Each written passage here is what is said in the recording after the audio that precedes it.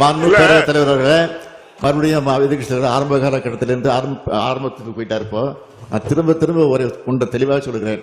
நான் முதலமைச்சராக இருக்கிற வரையில் நிச்சயமாக ஒன்றிய அரசு இந்த திட்டத்தை கொண்டு வர முடியாது. அது வந்தால் அதை தடுத்தே தீர்வோம். அதான் திரும்ப திரும்ப சொல்றேன். நான் தமிழ்நாட்டினுடைய முதலமைச்சராக இருக்கிற வரையிலே இது நிச்சயமாக நாங்கள் அனுமதிக்க மாட்டோம். எதிர்க்கட்சி தலைவர் அவர்களை பொறுத்த வரைக்கும் அலட்சியப்படுத்தி விட்டு ஏன் காலதாமதம் என்று ஒரு கேள்வி கேட்டிருக்கிறார். அவர்கள் பார்வையில் அது அப்படியே இருக்கலாம், அலட்சியமாக கூட இருக்கலாம், அல்லது நாங்கள் தவறிவிட்டோம் என்று கூட இருக்கலாம். ஆனால் எங்களுடைய பார்வையை நாங்கள் அலட்சியப்படுத்தல. அவ்வப்போது நாங்கள் இந்த பிரச்சனை சுட்டி காட்டி இருக்கிறோம், கடிதங்கள் எழுதியிருக்கிறோம். அதனால தான் திரும்ப திரும்ப சொல்லுகிறேன், எந்த காரணத்தை கொண்டோ தமிழ்நாட்டுக்குள்ள அவர்கள் போடக்கூடிய இந்த திட்டம் நிச்சயம் வரக்கூடிய வாய்ப்பே இருக்காது. அதை தடுத்து நிறுத்துவோம். அப்படி ஒரு சூழல் வந்தால் அந்த பொறுப்பில் நான் இருக்க மாட்டேன், முதலமைச்சர் பொறுப்பு இருக்க மாட்டேன். அந்த தெளிவாக சொல்லிவிட்டேன்.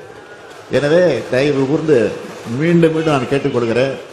எதிர்க்கட்சி தலைவரையும் சேர்த்து எதிர்க்கட்சியும் சேர்த்து நான் கேட்டுக்கொள்கிறேன். ஏற்கனவே எல்லா கட்சி தலைவரும் ஆதரித்து பேசியிருக்கிறார்கள். எனவே நீங்களும் அதை ஆதரித்து ஏகமனதாக நிறைவேற்றி தர வேண்டும் என்று சபாநாயகர் மூலமாக உங்களை நான் பணிவோடு கேட்டுக்கொள்கிறேன்.